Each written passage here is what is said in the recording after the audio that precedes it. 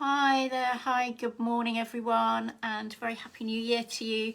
This is Liz Davis. I am a nutritionist and I specialise in digestive health for busy women. So I help busy women fix their IBS, bloating, painful digestion, any kind of associated hormone problems, and of course reflux, that kind of thing.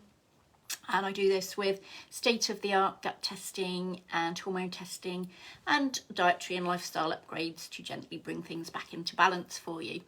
Now, everywhere at the moment, always at this time of year, there are challenges, which are great. I do love a good challenge. There's sugar-free challenges, dry January, plant-based eating challenges. They're all out there and they're all great. Which is fine if you're in the mood for it, and if you fancy doing that, that's absolutely fantastic. It's not for everybody though, and I just don't feel like January is the best time of year necessarily to be undertaking such a huge commitment to making changes to your health. These kind of things can sometimes be more suitable to be undertaken sort of during the spring or the summertime, when you're feeling a lot more energetic and there's more daylight and we're not feeling the need to hibernate quite so much.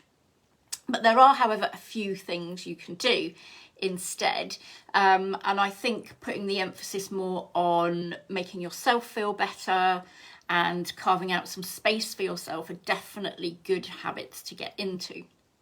So I'll just give you a rundown of 4 really simple things that I would recommend starting doing now, to get into the habit of creating space for yourself, helping yourself to relax more, because as we know, the gut-brain axis is very, very powerful, and it's always a huge area that we have to work on with clients when we're trying to tackle any kind of gut problem. It's super important. So of course, adding all that extra stress of doing a challenge sometimes isn't going to be the best thing for your gut health or your hormone health or anything like that, to be honest.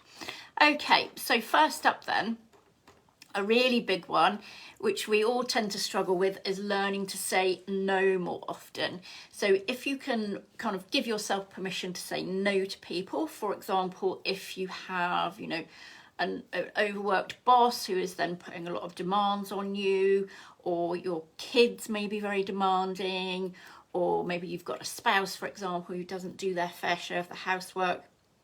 It's always worth just putting some boundaries down and learning to say no sometimes, because that really helps to not only empower you more, but also to carve out valuable space in your day and to give yourself 5-10 minutes just to sit down and relax, or whatever you need to do, because having that space is really, really important, because we're all very busy and we all need to have that time set aside where we just do something for ourselves, and learning to say no a bit more frequently can really help to carve out that time for ourselves. Next up, the next thing I would recommend attempting to do, again, don't stress over it if you can't quite manage it or whatever at the moment, but try not to have screens in your bedroom. It makes a huge difference to the quality of sleep that you get.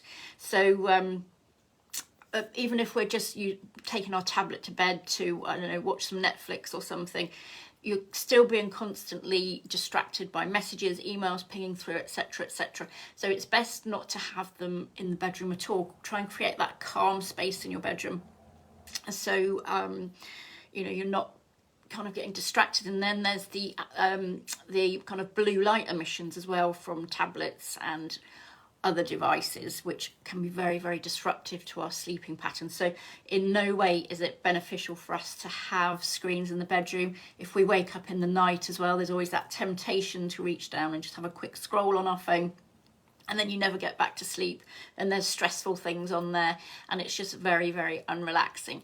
So the second thing I would do is definitely try not to have any kind of screen in your bedroom, and it will really help you sleep a lot better, and then you'll have more energy the next day and feel a lot more calm, which of course helps your gut. Next up, meditation. Very, very good habit to get into. So if there was a challenge that I would recommend doing in January, it would be a meditation challenge, because it really helps you to switch off, to relax. And there's lots of science out there which proves that it really does help your central nervous system to calm itself, and it will really help you to process any challenges that do crop up. So it's definitely a really good habit to get into, and if you're not already doing it, there's lots and lots of apps around now that can help you. There's YouTube videos, there's everything out there with guided meditations, which are super good for you, and it's a great habit to get into. Again, just 5 minutes a day is plenty. You don't need to be sitting for half an hour or whatever. 5 minutes is fine. You'll get lots of benefits from doing it for 5 minutes, and just again gives you that space to switch off and create some time for yourself. Next up, the last one, very important, to get out and get some fresh air every day. For 20-minute walk would be perfectly fine. Just do the Power of Good. It's super good for your mental health, for your immunity as well, and for your energy levels. It's a really great habit to get into.